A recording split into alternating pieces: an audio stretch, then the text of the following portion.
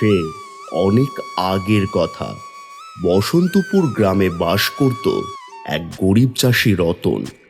খেতে চাষবাস করে দিনরাত খেটে কোনো মতে সংসার চালাতো। ঘরে ছিল তার স্ত্রী লাবণী আর একমাত্র ছেলে নয়ন। যদিও সংসারে ধন সম্পদ তেমন ছিল না, তবুও ভালোবাসা আর হাসি খুশিতে তাদের দিনকাল ভালোই কাটছিল। কিন্তু একদিন রতনের স্ত্রী হঠাৎ অসুস্থ হয়ে পড়ে। প্রথমে কবিরাজ, ঝাড়ফুঁক, ডাক্তার সব চেষ্টা করা হলো, তবু তাকে আর বাঁচাতে পারল না রতন। অল্প কয়েকদিনের মধ্যেই তার স্ত্রী মারা গেল। একা হাতে মাঠের কাজ আর রান্না বান্না করে বাচ্চাটাকে সামলাতে পারছিল না রতন। তাই সে কিছুদিনের জন্য তার পিসিমাকে তাদের বাড়িতে ডেকে আনলো। দেখ বাবা রতন, এভাবে আর কদিন চলবি? একটা সংসার যে একা টানা যায় না বাবা। নয়নের কথাই না হয় একবার ভেবে দেখ। ওর তো একজনের দরকার। ছোট্ট বাচ্চা, মায়ের জন্য মনটা হাহা করে। মায়ের স্নেহ আর হাতের ছোঁয়া না পেলে ওর বড় হওয়া যে কত কষ্টের হবে জানিস বাবা। বুঝতে পারছি পিসিমা, কিন্তু তোকে জোর করছি না বাবা। সারাদিন তুই বাইরে বাইরে থাকিস, আমিই বার কদিন আছি। তুই যদি অসুস্থ হয়ে পড়িস, বাচ্চাটার তখন কি হবে? কে দেখভাল করবে? একবার ভেবে দেখ বাবা। আমার একজন পরিচিত আছে, মেয়েটার নাম মমতা। মেয়েটা খুবই ভালো, ছোটবেলা থেকেই অনেক কষ্ট করেছে। তারও বাবা মা নেই, মামার বাড়িতে মানুষ হয়েছে। ওর মতো মেয়ে হলে নয়নকে নিজের ছেলের মতোই আগলে রাখবে। তুই বললে আমি কথা বলতে পারি। আচ্ছা পিসিমা, তা যদি হয় তাহলে তুমি কথা বলে দেখো। ঠিক আছে বাবা, আমি কালই তাদের বাড়ি যাব।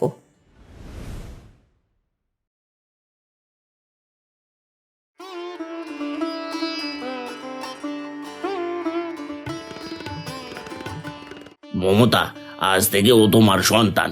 ওকে লালন পালন করা, দেখাশোনা করা সব কিছুর দায়িত্ব এখন তোমার কাঁধে। একা হাতে আমি ওকে মানুষ করে তুলতে পারবো না, আর তাই আমি তোমাকে ওর মা বানিয়ে এনেছি। আর তুমি পারবে তো মমতা ওকে মানুষ করে তুলতে? আজ থেকে ও শুধু আপনার সন্তানই না, আমারও সন্তান। আজ থেকে আমি ওর মা। ওকে দেখাশোনা করে লালন পালন করে মায়ের স্নেহ দিয়ে বড় করে তুলব। আজ থেকে ওকে নিয়ে আর আপনাকে চিন্তা করতে হবে না। মায়ের অভাব কখনো ওকে বুঝতে দেব না আমি। আমি আপনাকে কথা দিলাম। তাহলে আমি নিশ্চিন্ত হলাম মমতা, আমার আর কোনো চিন্তা নেই।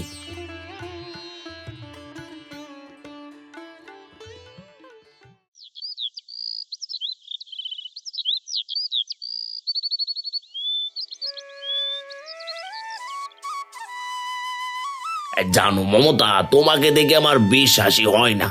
এত অল্প সময়ের মধ্যেই তুমি একে নিজের করে নিয়েছো। কেউ কি বলবে যে তুমি ওর সৎ মা? আপনাকে সাবধান করে দিচ্ছি, এরপর থেকে কখনোই আমি ওর সৎ মা বলবেন না। আমি শুধুই ওর মা।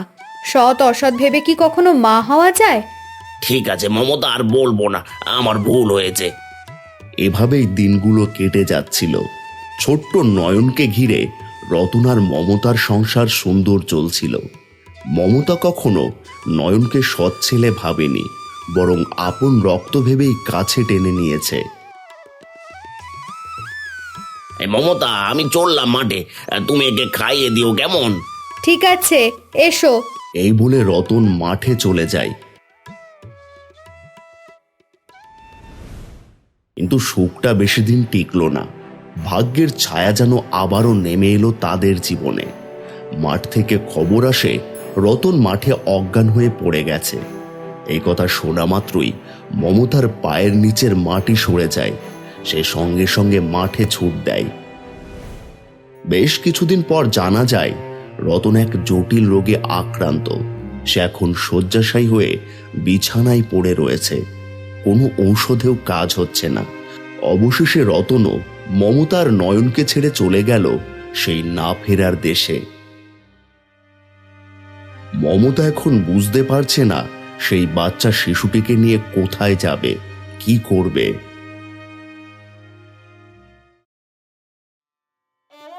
না না বাবা, কাঁদিস না সোনা, তাড়াতাড়ি খেয়ে নে বাবা, খেয়ে নে তাড়াতাড়ি। আরে এই মমতা, এভাবে কি একটা সংসার চলে? রতন তো চলে গেছে, তাই বলে কি তুই তো নিজের জীবন শেষ করবি? এই ছোট্ট বাচ্চাটাকে নিয়ে কি করে সংসারটা চালাবি বলতো? বলি কি, তুই চাইলেই তো আবার বিয়ে করতে পারিস। এই বাচ্চাটাকে না হয় কোনো অনাথ আশ্রমে দিয়ে দে, বা কারো কাছে দত্তক দিয়ে দে। কি বলছেন দিদি? বাচ্চা শিশুটাকে আমি কিভাবে অনাথ আশ্রমে রেখে আসি? তাছাড়া আমি নিজেও অন্যের বাড়িতে বড় হয়েছি। জানেন, যদি কখনো তাদের নিজের সন্তান হয়, তাহলে এই বাচ্চার শিশুটিকে তারা কুকুর বেড়ালের মতো তাড়িয়ে রাখবে। আমি সেই কষ্ট নিজে পেয়েছি, আমি চাই না নয়ন সেই কষ্ট পাক। তাহলে কি সারা জীবন এভাবে বাচ্চাটাকে আঁকড়ে ধরে বাঁচবি? নিজের জীবনটা নষ্ট করে ফেলবি? একবারও নিজের কথা ভাববি না? আমি শুধু নিজের কথা কি করে ভাবি? আমি যে কথা দিয়েছি, ওর সম্পূর্ণ দায়ভার আমার। নিজের কথা ভেবে আমি যদি ওকে ছেড়ে দিই, তাহলে আমি যে কখনোই শান্তি পাবো না। এই দায়িত্বই যে এখন আমার জীবনের উদ্দেশ্য হয়ে পড়েছে। কিন্তু সংসারটাও যে চালাতে হবে, শুধু বাচ্চা বাচ্চা করলেই তো আর সংসার চলবে না রে। হ্যাঁ, সংসার চালাতে তো হবেই। আমি পরিশ্রম করব, খেটে খাবো, অন্যের বাড়িতে কাজ করব, যা করতে লাগে সব করব, কিন্তু ওকে আমি কারো কাছে তুলে দিতে পারবো না। আমি তোর ভালো চেয়েই বললাম রে মমতা, তোর যা ভালো মনে হয় তাই কর। আচ্ছা চলি রে মমতা। মমতা বুঝে গেছে তার সামনে এখন একটাই রাস্তা, লড়াই, দিনরাত পরিশ্রম না করলে এই সংসার চলবে না। নয়নের ভবিষ্যৎ যে এখন তারই হাতে, তাই বুক ভরা কষ্ট নিয়ে মমতা এখন প্রতিদিন মাঠে কাজ করে, কখনো বা কারো বাড়িতে। এভাবেই যখন যা পায় তাই করে। এভাবে সংসারের বোঝা এবং মায়ের দায়িত্ব সব একা কাঁধে নিয়ে সে এগিয়ে চলেছে। আর এইভাবেই চলতে থাকে কয়েকটা বছর। নয়নের বয়স এখন ৮, সে এখন স্কুলে যায়। মমতা কষ্ট করে হলেও সে তাকে স্কুলে পড়াশোনা করায়।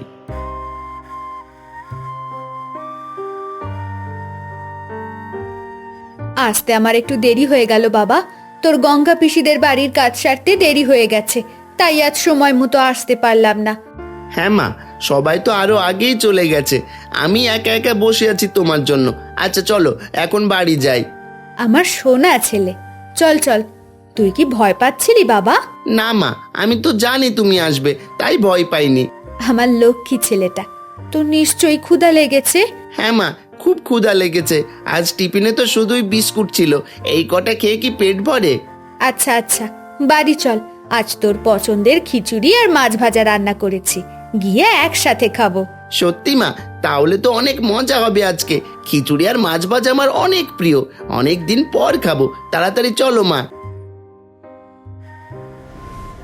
এভাবেই মমতা নয়নকে মায়ের স্নেহ ভালোবাসা দিয়ে লালন পালন করতে থাকে।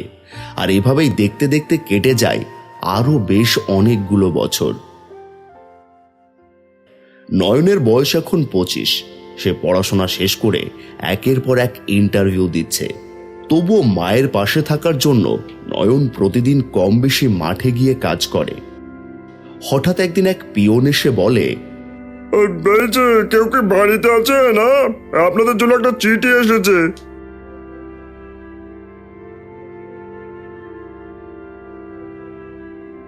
কে যে আবার চিঠি পাঠিয়েছে, আমি তো পড়তেও জানি না। আচ্ছা থাক, নয়ন ফিরলেই দেখাবো।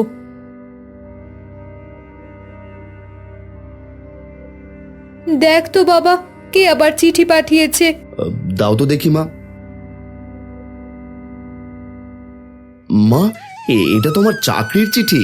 কয়েকদিন আগে যে চাকরির জন্য পরীক্ষাটা দিয়েছিলাম, সেই চাকরিটা হয়ে গেছে মা। চাকরিটা আমি পেয়ে গেছি। তুই সত্যি বলছিস বাবা? তোর চাকরিটা হয়ে গেছে? তাহলে কি এতদিনে ভগবান আমাদের দিকে চোখ তুলে তাকিয়েছেন? হ্যাঁ মা, অবশ্যই আমাদের কষ্ট দূর হবে। এখন থেকে আমি আর তোমাকে কোনো কাজ করতে দেব না। তুমি আমার জন্য সারাটা জীবন লড়াই করেছো। এখন থেকে তুমি শুধুই আরাম করবে, আর সবকিছুর দায়িত্ব নেব আমি। আচ্ছা আচ্ছা, এখন থেকে আমি আর কোনো কাজ করব না। আমার সব কষ্ট এখন শেষ। আমি তোর বাবাকে দেওয়া কথা রাখতে পেরেছি, আমি আমার কর্তব্য পালন করতে পেরেছি। হ্যাঁ মা, আমার খুব ক্ষুধা লেগেছে মা, আমাকে কিছু খেতে দাও তো। হ্যাঁ হ্যাঁ, চল। অবশেষে তাদের কষ্টের জীবনের সমাপ্তি ঘটে এবং তারা সুখে শান্তিতে বসবাস করতে লাগে।